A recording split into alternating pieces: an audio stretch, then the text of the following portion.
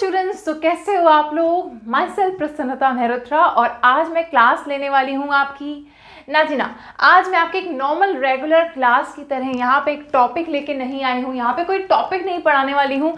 आज मैं आपके लिए लाई हूँ 20 मोस्ट इम्पॉर्टेंट जो रिपीटेड प्रीवियस ईयर क्वेश्चंस हैं। आपका सब्जेक्ट जो है सप्लाई चेन मैनेजमेंट, इस पे तो क्या ये क्लास करके मैं पास हो सकती हूँ या मैं पास हो सकता हूँ, आपके मन में एक क्वेश्चन चल रहा होगा। यस डेफिनेटली आप बहुत अच्छे नंबर से और पास भी हो सकते हो। कैसे? अगर आप इस पूरे क्लास को, ये एक रिपीट आपकी रिकॉर्डेड मैराथन क्लास की तरह चलेगी। यहाँ पे आपको पूरे 30 मिनट्स तक ये क्लास हमने ऑलमोस्ट रखी है, ठीक है। यहाँ पे आपको बैठना है, मैं क्वेश्चन बोलूंगी, आपको जितना आता है आप उसमें मन में फ्रेम कर लेना, ठीक है। मन में आंसर फ्रेम कर लेना, फिर उसका मैं आपको करेक्ट आंसर बताऊंगी कि कैसे आपको एग्जाम में एक्चुअली आंसर लिखना है, ठीक है। मैं आपको की पॉइंट्स डिस्कस करूंगी यहाँ पे। चलिए तो स्टार्ट करते हैं अपनी फटाफट से ये मैराथन क्लास। रिक्वेस्ट और है, इस वीडियो को स्टार्ट करने से पहले आप बच्चों से ये जो पूरी चीज़ें हैं सारी फ्री है, फ्री आपको एक्सेस एजुकेशन जो है सब चीज़ें मिल रही हैं फ्री। तो मेंबरशिप पे जाके आप मेंबरशिप के लिए भी अप्लाई कर सकते हो। अगर आप कुछ डोनेट करना चाहते हो तो प्लीज़ डोनेट करो, ताकि पढ़ेगा इंडिया तो आगे बढ़ेगा इंडिया। Okay let's start. तो बोर्ड में पहला क्वेश्चन लिखा है बोर्ड के ऊपर, what is supply chain management. जिसमें सब बच्चों ने कॉपी आई थिंक अपनी नोटबुक्स ओपन कर रखी होंगी ताकि वो आंसर लिख सके। तो आपको आंसर पूरा नहीं लिखना है, जस्ट मैं कीवर्ड्स बताती जाऊं वो लिखते जाना। सबसे पहले देखो एक फ्लो चार्ट बता रही हूँ, सप्लायर, ठीक है। उसके बाद हो सकता है कि काफी सारे वर्ड्स का मैं शॉर्ट फॉर्म लिख दूं तो आप समझिएगा, मैं बोल भी रही हूँ तो आप ऐसी। सप्लायर से मैन्युफैक्चर, देन आपका होलसेलर, देन आपका रिटेलर, देन आपका कस्टमर। यानी कि इनके बीच में एक क्या होता है, कोऑर्डिनेशन होता है, एक इंटीग्रेशन होता है। इनके बीच में क्या होता है, कोऑर्डिनेशन होता है, एक इंटीग्रेशन होता है। और जब इनके बीच में कोऑर्डिनेशन इंटीग्रेशन बनता है तो ये एक इस पूरे मैनेजमेंट को क्या बोलते हैं, हम सप्लाई चेन मैनेजमेंट कहते हैं। लिख लीजिए इस चीज को। ऐसे कीवर्ड्स और एक फ्लो चार्ट बना के आप इन चीजों को नोट डाउन कर सकते हैं। यानी कि इसमें हम क्या करते हैं, रॉ मटेरियल से हमने एक प्रोडक्ट बनाया, रॉ मटेरियल से प्रोडक्ट बनाया। अब वो प्रोडक्ट किसके पास था, सप्लायर के पास था, और सप्लायर से वो प्रोडक्ट किसके पास गया, कस्टमर पे चला गया, क्योंकि कस्टमर की क्या थी, डिमांड थी।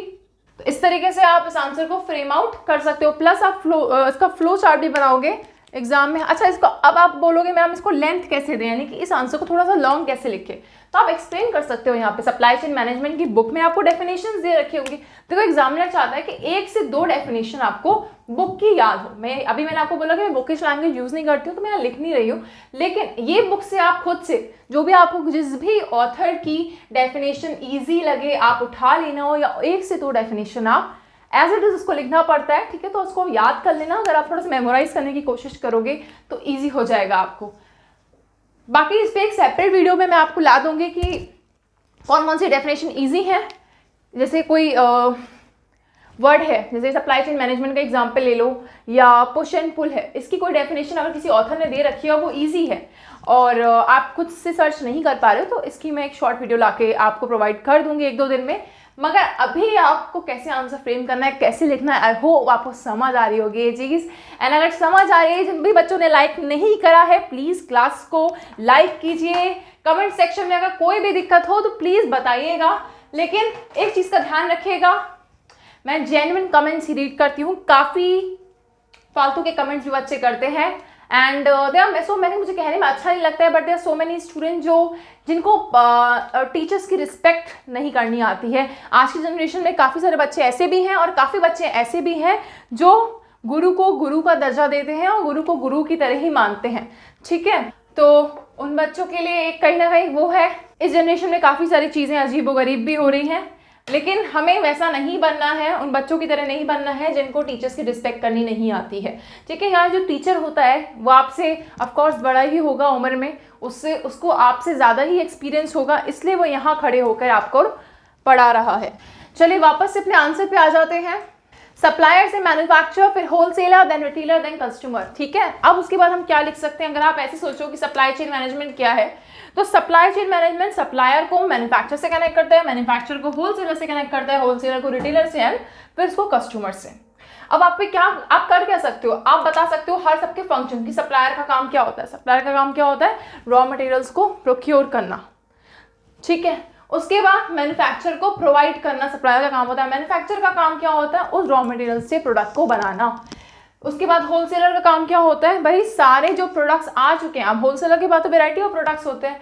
फिर जैसे फॉर एग्जांपल मैं डील करती हूँ सोप में, और मेरी रिटेल शॉप, मैं रिटेलर हूँ और मेरी दुकान में सिर्फ सोप ही बिकते हैं, ठीक है। तो वो रिटेलर हूँ अगर मैं, तो मेरे पास मान लो वो सोप की शॉप है, तो आप मेरे पास आए, मैम डफ का सोप दे दो, तो मेरे को मेरे पे दुकान पे होगा डफ का, पियर्स का, अलग अलग सोप होंगे। तो रिटेलर के पास, रिटेलर तो बहुत सारे हो गए ना। होलसेलर पे ना बल्क में सामान होता है, ये सब चीज़ें आप बता सकते हो इसमें। And last is customer. Okay, so next question है what is bullwhip effect, ठीक है। अब इसको हम ऑलरेडी एक वीडियो में कवर कर चुके हैं, लेकिन थोड़ा सा एक्सप्लेनेशन मैं आपको देना चाहूँगी। अगर ये क्वेश्चन आता है, आपको ये क्वेश्चन ऐसे आ सकता है, explain the term bull whip effect. मैंने आपको बताया था कि बुल व्हिप इफेक्ट क्या होता है, इस तरीके से होता है, यानी कि supplier, manufacturer, wholesaler, retailer and customer. अगर कस्टमर की थोड़ी सी भी डिमांड चेंज होती है, कस्टमर की थोड़ी सी भी डिमांड चेंज होती है, तो उसका फर्क रिटेलर पे पड़ेगा, रिटेलर से फर्क किससे पड़ेगा, होलसेलर पे, क्योंकि होलसेलर ही तो प्रोवाइड कर रहा है रिटेलर को। जैसे मैन्युफैक्चरर जो है वो होलसेलर को प्रोवाइड करता है, तो मैन्युफैक्चरर पे भी उसका फर्क पड़ेगा। एंड ऐसे सप्लायर पे फर्क पड़ेगा। मान लो सप्लायर को कोई प्रॉब्लम होती है, सप्लायर को कोई दिक्कत होती है, तो सप्लायर का इफेक्ट मैन्युफैक्चरर पे, मैन्युफैक्चरर का इफेक्ट होलसेलर पे, होलसेलर का इफेक्ट रिटेलर पे, एंड लास्ट कस्टमर पे। This is bullwhip effect. Okay, इनके एक छोटे से चेंज की वजह से कितनी सारी चीजें आ सकती हैं, प्रॉब्लम आ सकती है। तो आप इसे ऐसे लिख सकते हो कि bull whip effect is the amplification of demand fluctuations as you move up the supply chain। जैसे जैसे आप सप्लाई चेन के ऊपर जाते रहते हो, जैसे आप सप्लाई चेन के ऊपर जाते रहते हो, तो डिमांड में क्या आते हैं, फ्लक्चुएशंस आते हैं, वही क्या होता है, बुल व्हिप इफेक्ट होता है। अब हम पढ़ेंगे question number 3। Okay, now third question is what is vendor manage inventory. जैसे कि नाम से पता लग रहा है कि वेंडर का मतलब क्या है, सप्लायर। तो सप्लायर यहाँ पे क्या कर रहा है, इन्वेंट्री को मैनेज कर रहा है। करता क्या है सप्लायर, यहाँ पे सप्लायर जो कस्टमर की लोकेशन है, जो कस्टमर्स की लोकेशन है उधर ही साइड क्या करता है, अपने स्टॉक को, अपने इन्वेंट्री को रख लेता है, यानी कि वहीं पे कस्टमर की लोकेशन पे ही सप्लायर इन्वेंट्री लेवल्स को मैनेज कर रहा है। ऐसा करने से होता क्या है कि भाई जो स्टॉक आउट हो जाता है, स्टॉक आउट मतलब स्टॉक कम पड़ जाता है, या मान लो इन्वेंट्री एक्सेस रखनी पड़ रही है, तो ये सब चीज़ें क्या होती है, रिड्यूस होता है stock outs and excess inventory रखने की जो प्रॉब्लम थी, इनके हमें फालतू में एक्स्ट्रा इन्वेंट्री या स्टॉक इकट्ठा करना पड़ रहा था, अब वो हमें नहीं करना पड़ रहा है। जब भी हमें नीड होती है हम अपने पास वो चीज़ें रख लेते हैं। तो इसमें क्या होता है, जो सप्लायर होता है वो रिटेलर की इन्वेंट्री को देखता रहता है, और जब भी रिटेलर को लगता है कि उसको इन्वेंट्री की और नीड है, तो वो इन्वेंट्री जो है वो सप्लायर उसे प्रोवाइड कर देता है। Now let's come to our question number 4। Okay, so this is next question, difference between push and pull system. मैंने आगे क्वेश्चंस भी यहाँ लिख दिए हैं। तो पुश एंड पुल सिस्टम के बीच में क्या डिफरेंस है, इसके ऊपर सेपरेट वीडियो भी बना चुकी हूँ मैं। अगर आपको वो वीडियो देखनी है कि आपको लगता है कि और डिटेल में पढ़ना है इसे, तो आप जाके सीधे वीडियो का जो लिंक है वो डिस्क्रिप्शन में प्रोवाइड कर दिया जाएगा, वहां से भी आप पढ़ सकते हो। लेकिन हम इसे थोड़ा सा शॉर्ट में समझ लेते हैं। तो पुश सिस्टम क्या होता है, पुश सिस्टम जो होता है, जो हमारी फोरकास्ट डिमांड है, जो हम डिमांड ऑलरेडी फोरकास्ट कर लेते हैं, उस पर बेस्ड होता है पुश सिस्टम। और जो पुल सिस्टम होता है वो होता है आपका जब कस्टमर की एक्चुअल डिमांड आती है, ठीक है, और प्रोडक्शन करना चालू करते हैं, तो वो होता है पुल सिस्टम। यानी कि जो पुश सिस्टम है वो ट्रेडिशनल मैन्युफैक्चरिंग का पार्ट है, और पुल सिस्टम जो है वो जस्ट इन टाइम यानी कि JIT सिस्टम का पार्ट है। आई होप आपको ये चीज समझ आई होगी। नेक्स्ट क्वेश्चन पे बढ़ते हैं, इंपॉर्टेंस ऑफ IT यानी कि information technology in SCM supply chain management में क्या इंफॉर्मेशन टेक्नोलॉजी का क्या एक इंपॉर्टेंट रोल है, इसको समझते हैं। तो IT की हेल्प से हम रियल टाइम में कम्युनिकेशन कर पाते हैं, इंफॉर्मेशन को ईजिली दो लोगों के बीच में या मोर देन 2 पीपल और ग्रुप ऑफ पीपल के बीच में शेयर कर पाते हैं। आप ये भी लिख सकते हैं। सेकंड पॉइंट हम ये लिख सकते हैं कि इससे विजिबिलिटी इंप्रूव होती है।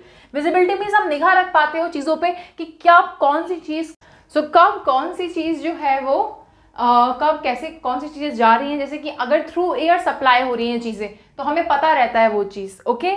प्लस आप एक कोऑर्डिनेशन जो है सप्लाई चेन में, कोऑर्डिनेशन जो है, विजिबिलिटी इंप्रूव हो पाती है, प्लस कोऑर्डिनेशन जो रहता है वो भी इंप्रूव हो पाता है। विजिबिलिटी एंड कोऑर्डिनेशन दोनों चीज़ें इंप्रूव हो पाती हैं। एग्जाम्पल के लिए अगर आप देखें तो इस पूरे सिस्टम में, यानी कि जब सप्लाई चेन मैनेजमेंट में ईआरपी सिस्टम यूज़ होता है तो आप एग्जाम्पल लिख सकते हो कि use of ERP systems, use of ERP mention कर लो, इसे लिख लो, इंपॉर्टेंट है। Use of ERP systems for integrated management of business processes, okay. And तो ये हो गया क्वेश्चन नंबर 5। अब हम बात करते हैं क्वेश्चन 6 की, explain cross docking. So cross docking ऐसी प्रोसेस है जहां पे जो गुड्स हैं वो सीधा इनबाउंड से आउटबाउंड जाते हैं, यानी कि प्रोडक्ट्स आए, फॉर एग्जाम्पल के लिए रिटेलर के पास प्रोडक्ट्स आते हैं होलसेलर से, और डायरेक्टली क्या करता है, बिना वेयर हाउसिंग के, बिना उसे स्टोर करे आराम से प्रोडक्ट्स को सप्लाई कर देता है। तो इनबाउंड से आउटबाउंड चले जाते हैं, इनबाउंड से आउटबाउंड चले जाते हैं, डायरेक्टली जाते हैं, ये आपको लिखना पड़ेगा, इनडायरेक्टली कुछ नहीं जाता है, डायरेक्टली जाते हैं बिना स्टोर करे। इससे होता क्या है, जो स्टोरेज कॉस्ट है रिड्यूस जाती है, क्या,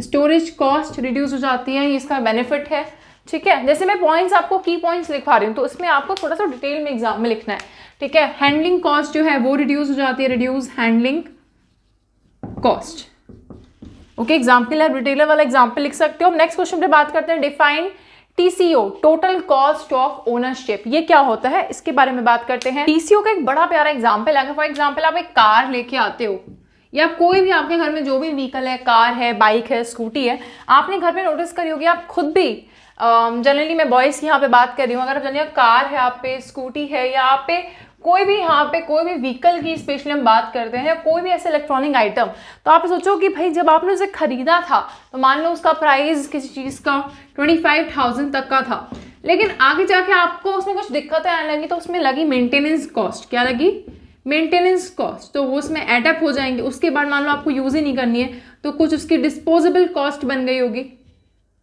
तो ये सारी कॉस्ट मिला के क्या बनती है, टोटल कॉस्ट ऑफ ओनरशिप, यानी कि उस चीज़ के आप क्या है, ओनर है, आप उसको उसकी पूरी एक लाइफ साइकिल तक आपने उस प्रोडक्ट को ओन करा, लेकिन उसको ओन करने के साथ साथ आपको उसकी काफ़ी सारी कॉस्ट को भी बेयर करना पड़ा, जैसे कि उसकी मेंटेनेंस कॉस्ट, उसकी डिस्पोजल कॉस्ट, ठीक है।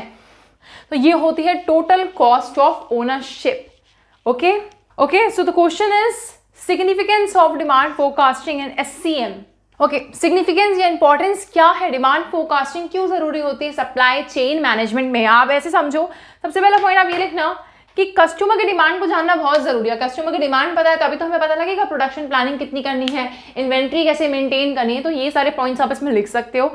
एग्जाम्पल में आप ये चीज़ नोट डाउन कर सकते हो कि अगर हम हिस्टोरिकल डेटा यूज करें, यानी कि पुराना डेटा यूज करें, हिस्टोरिकल डेटा यूज करें, तो उससे हम फ्यूचर की सेल्स को क्या कर सकते हैं, प्रिडिक्ट कर सकते हैं।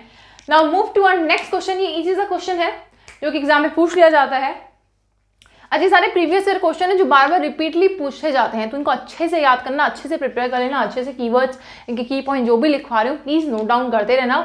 मुझे लग रहा है कि आप सब नोट डाउन कर रहे होगे, और जिन्होंने भी वीडियो को लाइक नहीं किया है तो लाइक जरूर करो वीडियो को। और जो भी आपको लगता है कि कमेंट सेक्शन में आपको जो भी प्रॉब्लम आ रही है, इश्यूज आ रहे हैं वीडियोस के रिगार्डिंग, या कुछ भी ऐसा लग रहा है कि मैम आप इस चीज़ में ये इंप्रूवमेंट थोड़ा सा और ला सकते हो, तो we will try to improve it more and more, ठीक है। लेकिन आप बताओ तो, लेकिन जेन्युइन कमेंट्स ही पढ़े जाएंगे, ओके। एंड आप हमें इंस्टाग्राम पेज जो हमारा है कॉलेज ट्यूटर, इस पर भी फॉलो कर सकते हो, ठीक है। इस पर भी आपको शॉर्ट्स HRM पे और बाकी सारे वीडियोस सब मिल जाएंगे वहाँ पे। एंड चलिए हम क्वेश्चन पे आते हैं, लीन मैन्युफैक्चरिंग, क्वेश्चन नंबर 9। ओके, तो क्या होती है लीन मैन्युफैक्चरिंग, इसके लिए एक एग्जाम्पल लेते हैं हम लोग। इसका एग्जाम्पल बहुत ही प्यारा एग्जाम्पल है, वो है टोयोटा का। अगर आप टोयोटा की बात करें तो इन्होंने लीन मैन्युफैक्चरिंग सिस्टम ही है इनका, ठीक है। इसका एक क्लासिक एग्जाम्पल है लीन मैन्युफैक्चरिंग का, टोयोटा का जो प्रोडक्शन सिस्टम है। तो लीन का मतलब क्या होता है कि लीन का मतलब यहाँ पे है कि भाई आप मिनिमाइज करो अपने वेस्ट को, जो वेस्ट है उसको कम से कम करो और अपनी एफिशिएंसी को इंक्रीज करो। एफिशिएंसी इंक्रीज करने का मतलब क्या है कि ज़्यादा से ज़्यादा प्रोडक्शन एंड कम से कम कॉस्ट, की प्रोडक्शन बहुत ज़्यादा करो और कॉस्ट जो है उसको कम रखो, कॉस्ट कम रखो, प्रोडक्शन बढ़ाते जाओ, एफिशिएंसी को इंक्रीज कर लो। आप ये भी लिख सकते हो कि लगातार कंटिन्यूस इंप्रूवमेंट करते रहना, इन्वॉल्व कंटिन्यूस इंप्रूवमेंट, लगातार आप कंटिन्यूसली इंप्रूवमेंट करोगे इन सब चीज़ों में, अगर आप एफिशिएंसी पे फोकस करोगे तो रिजल्ट ज़रूर आएगा, ठीक है। एंड एक पॉइंट पे आप और चीज़ों को डिफाइन कर सकते हो, जैसे कि वैल्यू स्ट्रीम मैपिंग, एक पॉइंट है इसमें आप लिखना जो कि बहुत इंपॉर्टेंट है इस आंसर के लिए, वैल्यू स्ट्रीम मैपिंग करना, वैल्यू स्ट्रीम मैपिंग करना, ठीक है।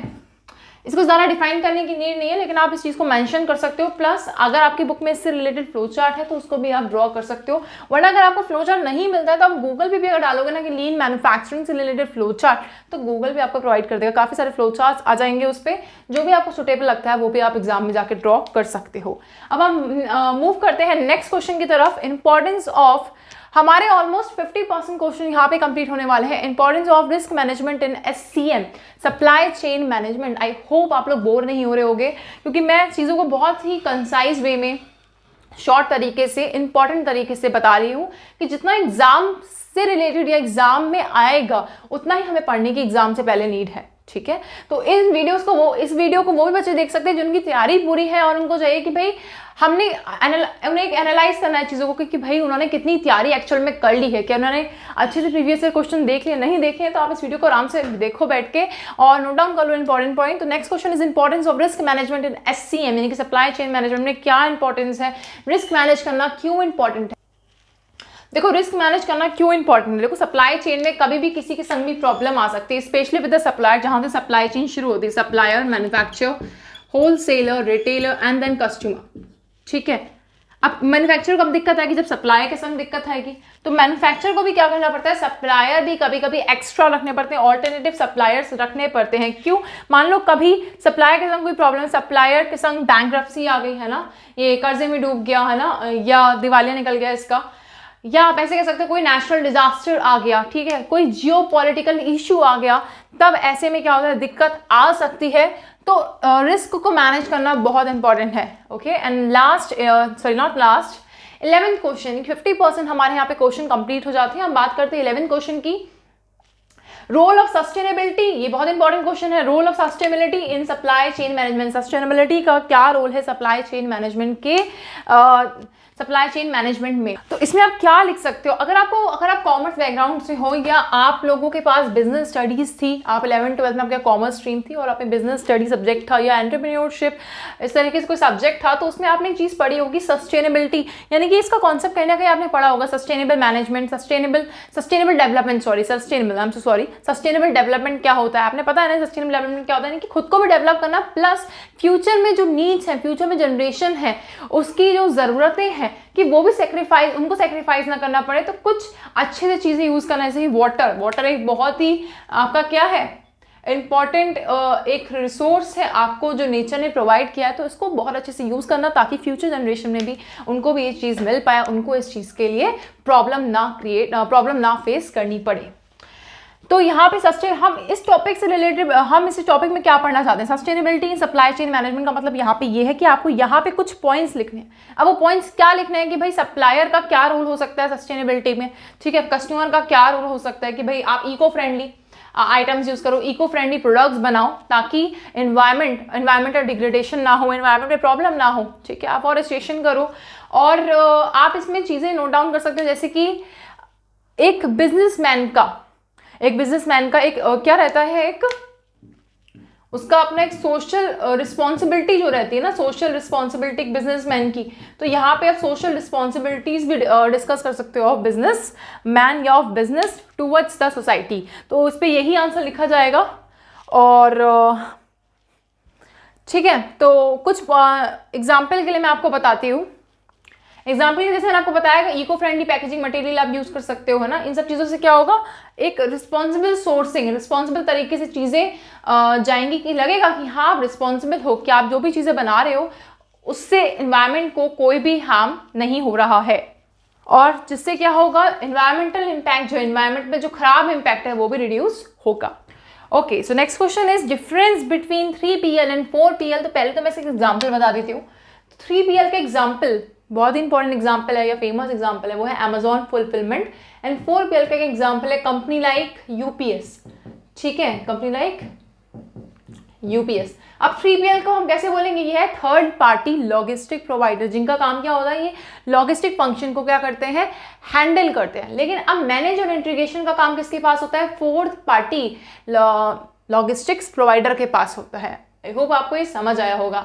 नेक्स्ट क्वेश्चन है significance of stock keeping unit. Stock keeping unit का क्या सिग्निफिकेंस है सप्लाई चेन मैनेजमेंट में। चलिए इस क्वेश्चन में थोड़ा सा मैं आपको टाइम देती हूँ, आप सोच के बताइए कि आपको क्या लगता है कि क्या स्टॉक कीपिंग यूनिट का सिग्निफिकेंस होगा सप्लाई चेन मैनेजमेंट में। तो ये काफ़ी इंपॉर्टेंट क्वेश्चन है। स्टॉक कीपिंग यूनिट जो होता है, एक क्या होता है, हर एक प्रोडक्ट पे एक यूनिक कोड दिया जाता है। क्या दिया जाता है, एक यूनिक कोड प्रोवाइड किया जाता है फॉर ईच प्रोडक्ट। जो रिटेलर्स पे प्रोडक्ट होते हैं उनके पास जो प्रोडक्ट्स आते हैं उसमें एक बार कोड होता है और हर एक प्रोडक्ट को एक यूनिक कोड दिया जाता है। आप सोच के बताइए क्यों दिया जाता होगा, ताकि इन्वेंट्री की ईजिली तरीके से ट्रैकिंग हो सके, प्लस जो हमारी इन्वेंट्री है उसको हम एक्यूरेटली मेंटेन कर पाएँ और एफिशिएंट इन्वेंट्री हमारे पे मेंटेन रहे। यानी कि जितनी हमने नोट करी है उतनी इन्वेंट्री हमारे पास रहे, तो उसकी ट्रैकिंग के लिए एक यूनिक कोड उसे दिया जाता है। ठीक है, आप फॉर एग्जांपल आप बाहर से जब यानी कि ऑनलाइन अपने स्टोर से या ऑनलाइन अमेजोन या फ्लिपकार्ट या मिंत्रा कहीं से प्रोडक्ट मंगाते हो तो आपने देखा होगा उस पर एक कोड लिखा होता है। Okay, just a second, mic issue कर रहे हैं। सो उस पर एक कोड लिखा होता है या बार कोड बना होता है या QR कोड वाला कभी बना होता है, आप देखो नोटिस करना। तो ये सब चीज़ें क्यों होती हैं, ताकि आपका जो प्रोडक्ट है वो ट्रैक किया जा सके। ठीक है, नेक्स्ट क्वेश्चन जो कि बहुत इंपॉर्टेंट है, role of collaboration in supply chain management. अच्छा, जितने भी बच्चे सब लेक्चर देख रहे हैं, ठीक है, ध्यान से सुनिएगा मेरी बात, ये लेक्चर बहुत इंपॉर्टेंट है उन बच्चों के लिए जिनके एग्जाम बहुत पास हैं। तो ये एक लेक्चर देख रहे हैं तो ये मत सोचिएगा कि आप लेक्चर देख रहे हैं, मैम पढ़ा रही हैं, चल रही है क्लास, ठीक है, आप ऐसे समझिए कि भाई मैं आपको पढ़ा रही हूँ। यहाँ पे आप देखिए लगातार मैं आपको नॉन स्टॉप यहाँ पे खड़ी हुई हूँ, पढ़ा रही हूँ और पढ़ाते पढ़ाते इतनी गर्मी लगनी that I take off my jacket also. अब आप टीचर के एफर्ट्स देखो यार, देखो टीचर अपने एफर्ट्स कर रहा है, ठीक है, लेकिन जब तक बच्चा एफर्ट नहीं करेगा तब तक कोई फायदा नहीं, तब तक तो रिजल्ट नहीं आएगा ना। आपको भी एफर्ट्स लगाने पड़ेंगे। मैं तो अपनी तरफ से यहाँ पे 100% बेस्ट देने की कोशिश कर रही हूँ, और फिर भी अगर कहीं कमी छूट जाए तो आप मुझे कमेंट सेक्शन में बता देना कि मैम इस चीज़ को थोड़ा और एक्सप्लेन कर देते तो बेटर रहता, या मैम ये चीज़ रह गई है। ये मुझे सच में लगता है जेन्युइनली आपने से कोई अच्छी चीज़ बताई कि हाँ मैम ये क्वेश्चन भी इंपॉर्टेंट था, तो प्लीज़ बताएगा। मैं ये नहीं कह रही हूँ कि सारे जो अभी तक मोस्ट रिपीटेड क्वेश्चन इसमें सारे हैं, लेकिन हाँ जो मोस्टली सबसे ज़्यादा रिपीटेड क्वेश्चन है मैंने उनको लिखा है यहाँ पे। नेक्स्ट जो क्वेश्चन है आप पढ़ते हैं, role of collaboration in supply chain management. मुझे लगता है काफ़ी सारे बच्चों को ये लगता होगा कि बीच में मैम कहाँ से कहाँ टॉपिक ले जाती हैं, लेकिन कभी कभी पढ़ाई से हटकर भी बात करना भी इंपॉर्टेंट होता है, ताकि आप क्लास में बोर ना हो, क्योंकि रिकॉर्डेड क्लास से एक तो लाइव है नहीं। तो यहाँ पे हम बात कर रहे हैं एक मैन्युफैक्चरर और रिटेलर के बीच में कोलैबोरेशन प्लानिंग के बारे में। यानी कि आप ही सोचिए, जैसे कोलैबोरेशन का मतलब क्या होता है कि भाई कोलैबोरेट करना, मिल जाना, और जब मान लीजिए मेरे अंदर कोई टैलेंट है, आपके अंदर कोई टैलेंट है, हम मिल जाएं तो एक बहुत अच्छा कोई चीज़ अच्छी कर सकते हैं। जैसे मैंने अपने एक लेक्चर में बताया भी था कि 2 लोगों ने एक बिजनेस स्टार्ट करा है ना, उसको भी अपने जो एम्प्लॉय था वो फ्लिपकार्ट की स्टोरी का एग्जाम्पल लिया था। तो चलिए उससे हट के बताते हैं कि कोलैबोरेशन, जैसे कि मैं आपको यहाँ पे पढ़ा रही हूँ और आप वहाँ से पढ़ रहे हैं, अगर हम साथ में मेहनत करें, यानी कि मैं इधर से मेहनत कर रही हूँ पूरी, मैं कोशिश कर रही हूँ कि आप लोगों को जो मैं पढ़ा रही हूँ समझ आए, आप 100% अपने एग्जाम में दे पाएँ, और आपकी तरफ से भी मेहनत आनी चाहिए कि आप भी लगना चाहिए ना कि मैम ने पढ़ाया तो मैं भी नोट्स बना रहा हूँ, साथ ही साथ मैं भी उन चीज़ों को जब लेक्चर ओवर हो जाए तो मैं बैठ के उससे आराम से पढ़ूंगा। ऐसा नहीं कि मैम ने एफर्ट्स डाल दिया अब आप बैठे आराम से, ऐसा नहीं होना चाहिए ना। सो कोलैबोरेशन का मतलब यहाँ पे क्या है, आप लिख सकते हो इन्फॉर्मेशन को शेयर करना और एक साथ वर्क करना। इन्फॉर्मेशन को शेयर करना, sharing information and working together in supply chain management. और ये कोलैबोरेशन प्लानिंग चलती है किसके बीच में, मैन्युफैक्चरर एंड रिटेलर के बीच में, जिससे होता क्या है, एफिशिएंसी बढ़ जाती है, जो लीड टाइम्स हैं वो कम हो जाते हैं, और आपके जो स्टॉक आउट्स हैं वो भी कम से कम हो जाते हैं, यानी कि स्टॉक आउट्स भी मिनिमाइज हो जाते हैं, लीड टाइम्स जो हैं वो भी रिड्यूस हो जाते हैं। नेक्स्ट क्वेश्चन जो कि बहुत ही ज़्यादा इंपॉर्टेंट है, बहुत बहुत बहुत ज़्यादा इंपॉर्टेंट है। JIT सिस्टम यानी किसी भी फॉर्म में आ सकता है, लॉन्ग में आ सकता है, शॉर्ट में, वेरी शॉर्ट। अगर MCQs आते हैं आपके पेपर में तो MCQ फॉर्म में आ सकता है, किसी भी फॉर्म में आ सकता है, यानी कि पेपर में वो कहीं ना कहीं इसका डिस्कशन, कहीं ना कहीं किसी भी लेवल पर डिस्कशन मिलेगा ज़रूर। तो उसको अच्छे से पढ़ लेते हैं। JIT यानी कि जस्ट इन टाइम सिस्टम, जो कि हमने पढ़ा था, अभी थोड़ा सा डिस्कस करा था हमने पुल वाले सिस्टम में, कि पुल जो सिस्टम है वो उस समय का मॉडर्न सिस्टम है, वो जस्ट इन टाइम सिस्टम है। तो क्या होता है ये, इसका मतलब ये होता है कि हम तुरंत ही चीज़ों को प्रोड्यूस कर रहे हैं, यानी कि प्रोडक्ट्स को प्रोड्यूस कर रहे हैं और डिलीवर कर रहे हैं कस्टमर को। उससे क्या होता है, जो इन्वेंट्री होल्डिंग कॉस्ट है वो कम हो जाती है, यानी कि जो मैन्युफैक्चरिंग कॉस्ट है वो क्या हो जाती है, कम हो जाती है, जिससे हमें हमारी जो एफिशिएंसी है वो बढ़ जाती है और बिजनेस जो है वो ज़्यादा पहले से बेहतर चलता है। ठीक है, वंस ऑर्डर रिसीव, जैसे हमें ऑर्डर मिला, हमने जो प्रोडक्ट है उसको मैन्युफैक्चर कर दिया। Now come to the next question, what is the role of reverse logistics in supply chain management. Reverse logistics को आप बहुत अच्छे से सप्लाई चेन मैनेजमेंट में समझ पाएंगे। ऑनलाइन अगर आप ऑनलाइन सामान मंगाते हो अमेजॉन वगैरह से, कभी कभी होता है कि प्रोडक्ट में कोई डिफेक्ट होता है या प्रोडक्ट कभी खराब होता है, या आपको लगता है कि प्रोडक्ट जैसा इमेज में दिख रहा था वैसा है नहीं, आप रिप्लेसमेंट के लिए प्रोडक्ट डालते हो। तो होता क्या है, वो मैन्युफैक्चर से प्रोडक्ट, सप्लायर से प्रोडक्ट मैन्युफैक्चर पे गया होगा, या मान लो जो भी उनकी चेन चलती है, होलसेलर से रिटेलर एंड रिटेलर से आपका, ऐसा समझ लीजिए। चलिए आप नॉर्मल एग्जांपल ले लेते हैं, तो और रिटेलर से कस्टमर। तो अब लेकिन कस्टमर को लगता है कि भाई उसे रिटर्न डालना है, रिप्लेसमेंट डालना है प्रोडक्ट का, या उसमें कुछ प्रॉब्लम है, रिपेयरिंग डालनी है, तो उल्टा चलना। उल्टा चलना मतलब रिवर्स का मतलब क्या है, उल्टा चलना। रिवर्स मतलब क्या होता है, उल्टा चलना। अब उल्टा कैसे चलेंगे, कस्टमर को लगता है कोई प्रॉब्लम, तो कस्टमर क्या करेगा, वो प्रोडक्ट वापस से मैन्युफैक्चरर के पास भेज देगा। That is called reverse logistics. I hope आपको इस एग्जाम्पल से ये चीज़ क्लियर हो गई होगी, यानी कि अगर कोई भी डिफेक्टिव प्रोडक्ट है तो वापस से मैन्युफैक्चरर के पास भेज देने रिपेयर रिप्लेसमेंट के लिए।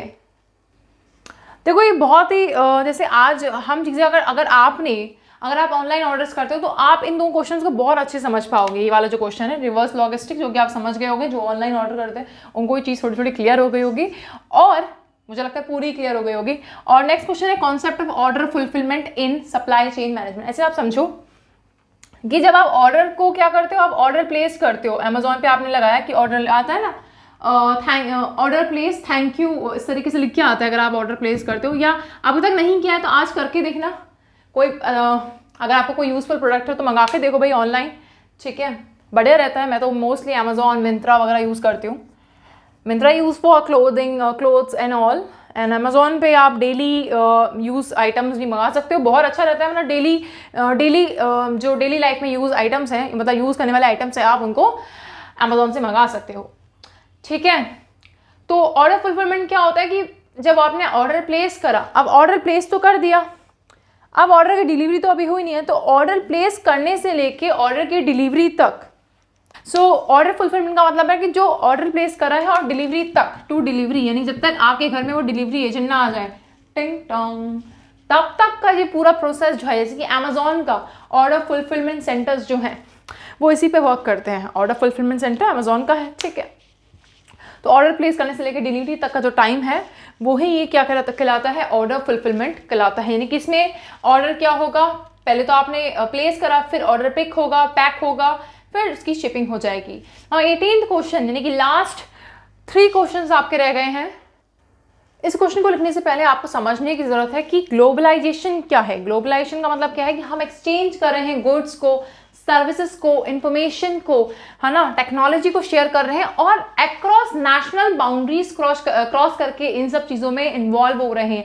यानी कि हमारे जो पुराने ट्रेडिशनल बैरियर्स हैं उनको हम क्या कर रहे हैं, धीरे धीरे तोड़ रहे हैं, और एक हद से ज़्यादा एक मोर इंटरकनेक्टेड वर्ल्ड बना रहे हैं। यही क्या है, ग्लोबलाइजेशन। ग्लोबलाइजेशन जो है, और जब कम्युनिकेशन, ट्रांसपोर्टेशन, टेक्नोलॉजी में जब क्या आया, धीरे धीरे एडवांसमेंट आया, तो उन्हीं सब चीज़ों से ग्लोबलाइजेशन क्रिएट हुआ। चलिए ग्लोबलाइजेशन जैसे कि MNCs जो है वो हमारी कंट्री में आके सेटअप हो जाती हैं, है ना, और जब वो सेटअप होती है तो हमारी कंट्री में भी क्या होती है, गुड्स, सर्विसेज, कैपिटल का फ्लो होता है, ठीक है। इससे बेनिफिट हमारी कंट्री को बहुत ज़्यादा होता है। तो यही चीज़ है ग्लोबलाइजेशन। तो आप इसको ग्लोबलाइजेशन को पहले तो डेफिनेशन में लिख देना। फिर अब क्वेश्चन क्या पूछ रहा है, क्वेश्चन यहाँ पे पूछ रहा है impact of globalisation on supply chain management. क्या इम्पैक्ट है ग्लोबलाइजेशन का सप्लाई चेन मैनेजमेंट पे। अब इसको हम कैसे लिखेंगे, ऐसे समझिए। देखिए ग्लोबलाइजेशन से चीज़ें थोड़ी कॉम्प्लेक्सिटी जो है वो तो बढ़ गई, यानी कि चीज़ें थोड़ी सी डिफिकल्ट हो गई हैं, लेकिन अगर हम टेक्नोलॉजी का सही से इस्तेमाल करें तो चीज़ें आसान भी हो सकती है। आप ऐसे समझिए कि एक जो फ़ोन आता है आपका, ठीक है। इस समय तो मेरा फ़ोन ट्राईपॉड पे लगा है, लेकिन जो फ़ोन आता है आपका, तो उसमें आपको क्या लगता है कि जो फ़ोन आता है उसमें सारे पार्ट्स एक ही जगह से आते होंगे? नहीं, अलग अलग पार्ट्स, अलग अलग कंपनीज, अलग अलग जगह होंगी, और उनके अलग अलग पार्ट्स, वो अलग अलग पार्ट्स फ़ोन के लिए मैन्युफैक्चर किए। उसी तरीके से कार या कोई भी इलेक्ट्रॉनिक आइटम या कोई भी आइटम के लिए जो पार्ट्स हैं वो एक ही जगह मैन्युफैक्चर होकर आते नहीं, उनके लिए अलग अलग क्या होते हैं, MNCs, अलग अलग कंपनीज रहती हैं, ठीक है। तो ये एक एग्जाम्पल है ग्लोबलाइजेशन का, कि ग्लोबलाइजेशन की हेल्प से क्या होता है। आप लिख सकते हो कि इसको ऐसे लिखना आप एग्जाम्पल में, a smartphone assembled with components from different countries. Now move to our next question, role of warehousing in supply chain management. क्या रोल है वेयर हाउसिंग का? ये हम पहले से पढ़ते आ रहे हैं। वेयर हाउसिंग को थोड़ा थोड़ा सा आप ऐसे गोडाउन्स, आपने नॉर्मल भाषा में गोडाउन्स आप बोलते हैं, ठीक है। या आप में से किसी की कोई जनरल मर्चेंट है या कोई है, तो शॉप है आपकी, ठीक है, आपका गोडाउन है, या आपका कोई मार्केट में अपना गोडाउन है, तो आपको पता होगा कि वेयर हाउसिंग क्या होती है। तो वेयर हाउसिंग का मतलब क्या है, अपनी इन्वेंट्री, जो आपका स्टॉक है उसको आप स्टोर कर पा रहे हो, मैनेज कर पा रहे हो, जब आप उसे एक जगह रख देते हो। उससे होता है क्या, जब भी भाई ऑर्डर की आपको लगता है ऑर्डर आया है, तो तुरंत ऑर्डर का फुलफिलमेंट हो जाता है ना, और जब भी डिमांड है किसी प्रोडक्ट की, जब भी सप्लाई करानी है, तो वो ईजिली हो जाती है। यही रोल होता है वेयर हाउसिंग का सप्लाई चेन मैनेजमेंट में, यानी कि सप्लायर से मैन्युफैक्चर, मैन्युफैक्चर से होलसेलर, होलसेलर से रिटेलर, रिटेलर से कस्टमर, किसी को भी दिक्कत नहीं होती है अगर वेयर हाउसिंग अपना अच्छा तरीके से काम करे। अच्छा, यहाँ पे खड़े होकर मेरा गला एकदम दुख गया है, यानी कि मैं इतनी देर से बोल रही हूँ, तो आई होप आप लोगों को भी चीज़ें समझ में आ रही होंगी। यहाँ पे मैं आई हूँ, ठीक है, इतना सारा डिस्कशन कर रही हूँ, एंड ये हमारे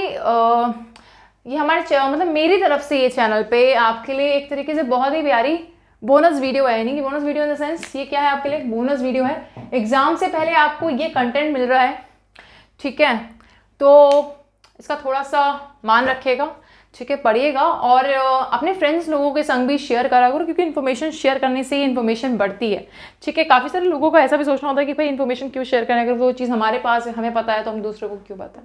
there are so many people जिनका ऐसा थिंकिंग होता है, मगर ऐसा सोचना नहीं है, ये बहुत गलत सोच है। तो इन्फॉर्मेशन शेयर करने से इन्फॉर्मेशन और बढ़ती है, तो इन्फॉर्मेशन शेयर करो दोस्तों के संग, ठीक है। अपने व्हाट्सअप स्टेटस हैं, जहाँ भी लगा सकते हो लगाओ उसको, लिंक इसका जो है डिस्क्रिप्शन से आप शेयर कर सकते हो, अपने इंस्टाग्राम पेज पे भी डाल सकते हो। एग्जाम्स आने वाले हैं, ताकि और बच्चों की भी मदद हो सके जिन्हें पता नहीं है कॉलेज ट्यूटर चैनल के बारे में, उनको एक आइडिया लग सके। Okay, now moving to our last question. आप खुश तो बहुत होंगे आप लोग आज कि लास्ट क्वेश्चन पे हम आ चुके हैं, demand and supply integration concept explanation. Now what is this? देखो, ये क्वेश्चन जो है डिमांड सप्लाई इंटीग्रेशन के बारे में है, जो कि जैसे मैंने आपको बताया था कि जस्ट इन टाइम सिस्टम बहुत इंपॉर्टेंट क्वेश्चन है, उसी तरीके से लास्ट क्वेश्चन भी बहुत ज़्यादा इंपॉर्टेंट क्वेश्चन है। अब इसको हम लिखेंगे कैसे? तो हमारे पास कुछ कीवर्ड्स हैं जिनकी हेल्प से हम इस क्वेश्चन को लिखेंगे।